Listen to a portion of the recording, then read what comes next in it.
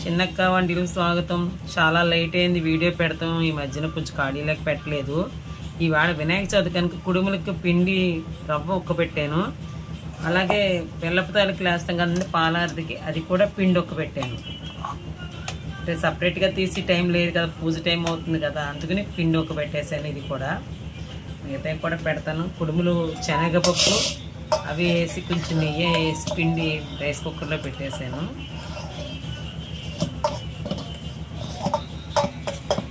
చూడండి చాలా పొడి పొడిలాడుతూ వచ్చింది.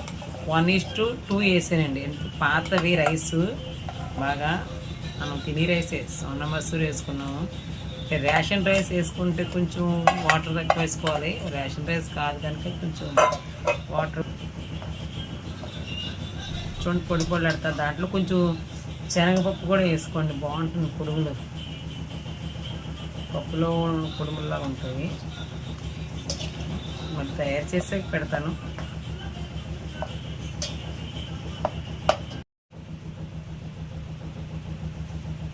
చూడండి వాటర్ కంటెంట్స్ చాలా సరిగ్గా సరిపోయింది. ఉండ కూడా చాలా వస్తుంది బాగా నున్నగా. చూడండి బాగా పిండి ఉక్కింది రౌండ్గా. మనం చేసుకున్నప్పుడు కూడా మనకి చేతికి అంటుకుందంటే పిండి బాగా సరిపోయిందని అర్థం ఉక్కడం. అది కాకపోతే మనం చేసుకునేటప్పుడు పట్టేస్తాయి వీళ్ళకి. చేసేసి రైస్ కుక్కర్లో పెట్టుకోండి. 1 minute పెట్టుకుంటే బాగా వస్తాయి పొడి పొడిలాడుతాయి.